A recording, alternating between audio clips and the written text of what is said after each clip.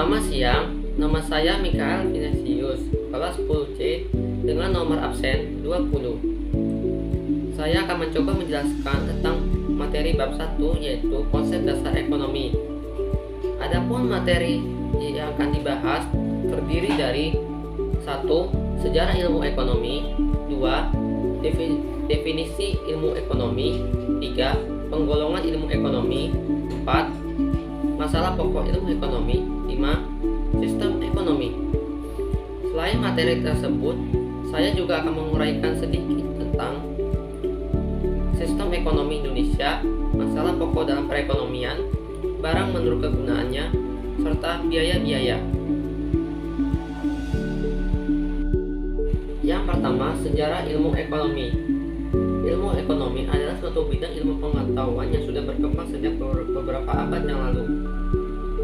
Awal perkembangan ilmu ekonomi dimulai ketika Adam Smith menerbitkan buku yang berjudul An Inquiry into the Nature and Cause of the Wealth of Nations pada tahun 1776. Buku ini merupakan buku pertama yang membahas ilmu ekonomi secara sistematik dan menyeluruh. Selain itu, dijelaskan pula beberapa pandangan ilmu ekonomi yang akan menjadi cikal bakal lahirnya ilmu ekonomi sebagai cabang ilmu yang berdiri sendiri. Maka dari itu, Adam Smith dikenal sebagai bapak ilmu ekonomi, dan pada tahun 1776 dianggap sebagai tahun kelahiran ilmu ekonomi sebagai suatu disiplin ilmu. Gagasan Adam Smith memicu munculnya gagasan lain oleh beberapa tokoh seperti Alfred Marshall, David Ricardo, Karl Marx, Karl Menger, E.M. Keynes, dan lain-lain. Yang kedua, definisi ilmu ekonomi. Kata ekonomi berasal dari bahasa Yunani yaitu oikonomia yang berasal dari kata oikos yang artinya keluarga, rumah tangga, nomos yang artinya peraturan, aturan, atau hukum. Sehingga oikonomia adalah aturan rumah tangga atau manajemen rumah tangga. Dari definisi ini, para ahli mulai mengembangkan definisi ilmu ekonomi seperti Adam Smith, Cass and Rosen, Samuelson, Manulang, dan lain-lain. Menurut Adam Smith, yakni bapak ilmu ekonomi, definisi ilmu ekonomi adalah ilmu yang mempelajari tingkah laku manusia dan usahanya untuk mengalokasikan sumber-sumber daya yang terbatas guna mencapai tujuan tertentu. Yang ketiga, penggolongan ilmu ekonomi terdiri dari yang pertama, ilmu ekonomi deskriptif, yaitu analisis ekonomi yang menggambarkan keadaan ekonomi sebenarnya berdasarkan fakta dalam perekonomian. Contohnya, krisis moneter di Indonesia pada tahun 1968. Yang kedua, ilmu ekonomi teori, yaitu konsep pemikiran yang diperoleh dari data dalam kehidupan ekonomi, kemudian disusun, diolah, dan dianalisis sehingga menjadi kesimpulan yang bersifat umum. Ilmu ekonomi teori dibagi menjadi dua, yaitu 1. Ekonomi mikro, yaitu mengkaji pilihan dan interaksi individu yang memproduksi dan mengkonsumsi suatu produk dalam satu perusahaan atau industri. 2. Ekonomi makro, yaitu kegiatan perekonomian yang mempelajari mekanisme kerja perekonomian secara keseluruhan. Yang ketiga, ilmu ekonomi terapan, yaitu penerapan ilmu ekonomi yang menjelaskan cara kerja sistem perekonomian untuk mengatasi masalah ekonomi dalam masyarakat. Yang keempat, masalah pokok ilmu ekonomi. Faktor yang dapat menimbulkan masalah ekonomi adalah adanya kelangkaan atau kesenjangan antara kebutuhan dan alat pemuas kebutuhan yang disebabkan oleh berbagai faktor, yaitu 1.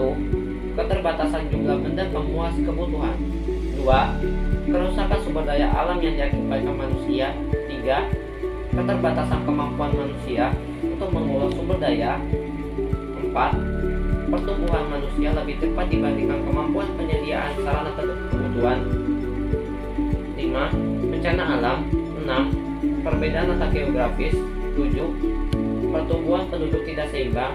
8. Kemampuan untuk memproduksi rendah. 9. Perkembangan teknologi berjalan lambat.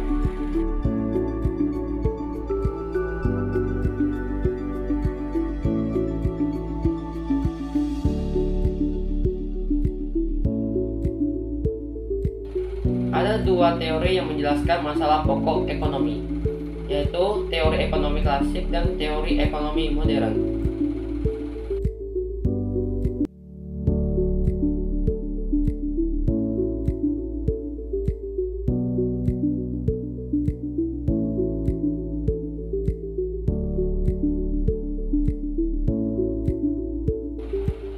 Yang kelima, sistem ekonomi. Ada 4 macam sistem ekonomi, yaitu 1.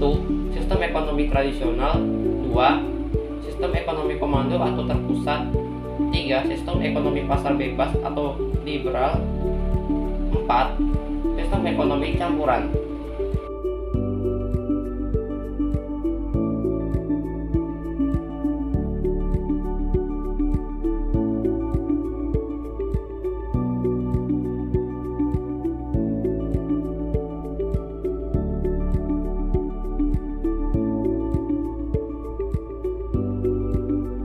Sistem ekonomi Indonesia. Sistem ekonomi Indonesia sering disebut juga ekonomi campuran atau ekonomi Pancasila atau demokrasi ekonomi atau mekanisme pasar terkendali. Adapun beberapa karakteristik dalam sistem ekonomi Indonesia, yaitu 1. Pemilikan barang konsumsi bebas terkendali. 2. Hak milik faktor produksi di tangan negara, koperasi, dan swasta.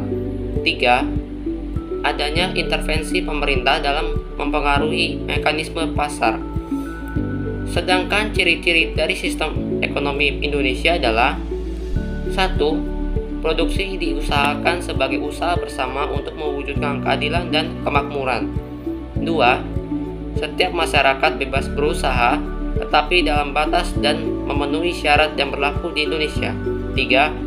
Sebagian besar produksi masyarakat merupakan usaha swasta atau individu yang diatur oleh mekanisme harga dan pasar. 4. Perusahaan negara menguasai sektor ekonomi vital bagi hajat hidup orang banyak seperti listrik dan air.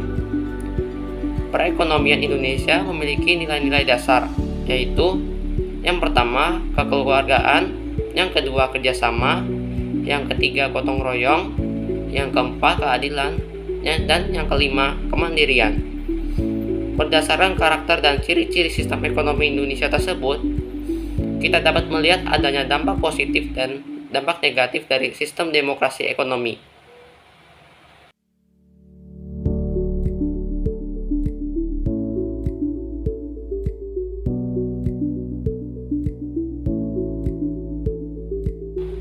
Masalah pokok perekonomian, yaitu kebutuhan masyarakat yang tidak terbatas, namun faktor produksi terbatas. Pengertian dari kebutuhan masyarakat adalah keinginan masyarakat untuk memperoleh dan mengkonsumsi barang dan jasa. Sebagai makhluk sosial, manusia tidak pernah merasa puas dengan apa yang telah diperolehnya, terus berusaha memenuhi kebutuhan hidupnya dan selalu mempertimbangkan pengorbanan serta manfaat dari tindakan yang dilakukan. Kebutuhan manusia dapat dikelompokkan yaitu 1.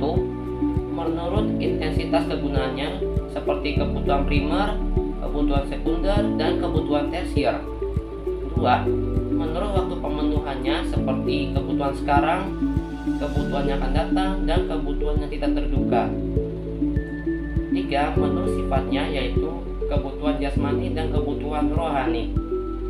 4. Menurut subjek yang membutuhkan seperti kebutuhan individu dan kebutuhan sosial.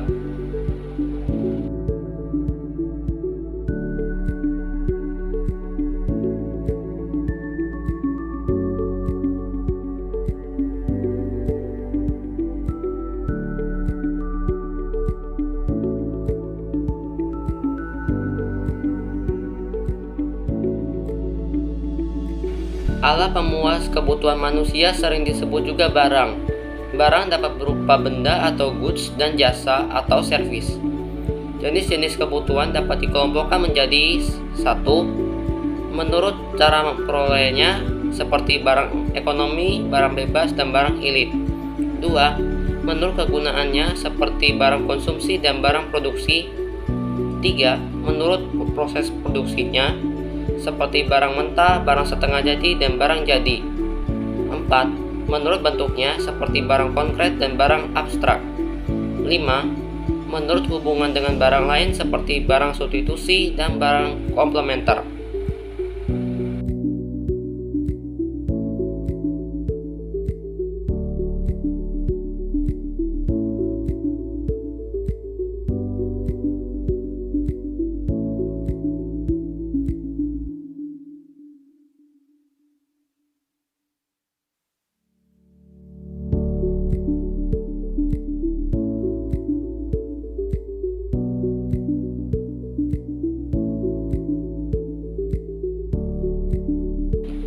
Faktor produksi adalah benda-benda yang disediakan oleh alam atau diciptakan oleh manusia yang dapat digunakan untuk memproduksi barang dan jasa.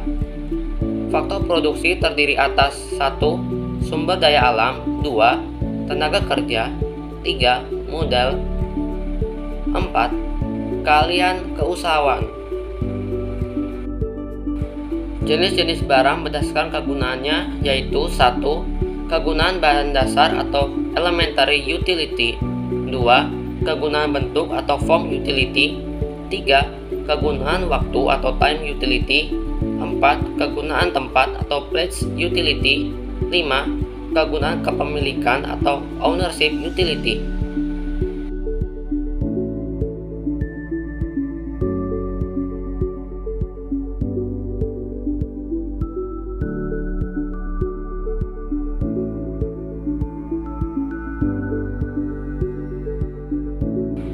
Jenis-jenis barang berdasarkan kegunaannya yaitu 1. Kegunaan bahan dasar atau elementary utility, 2. Kegunaan bentuk atau form utility, 3. Kegunaan waktu atau time utility, 4. Kegunaan tempat atau place utility, 5. Kegunaan kepemilikan atau ownership utility.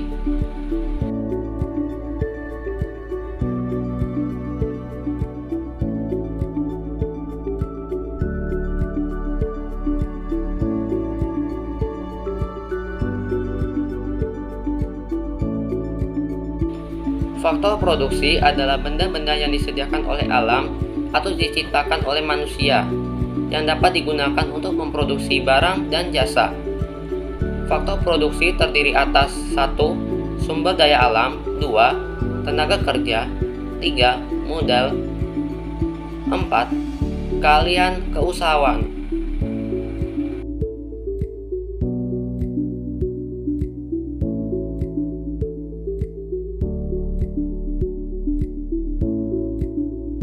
Presentasi tentang bab 1 yaitu konsep motif ekonomi. Atas kesempatan ini saya ucapkan terima kasih.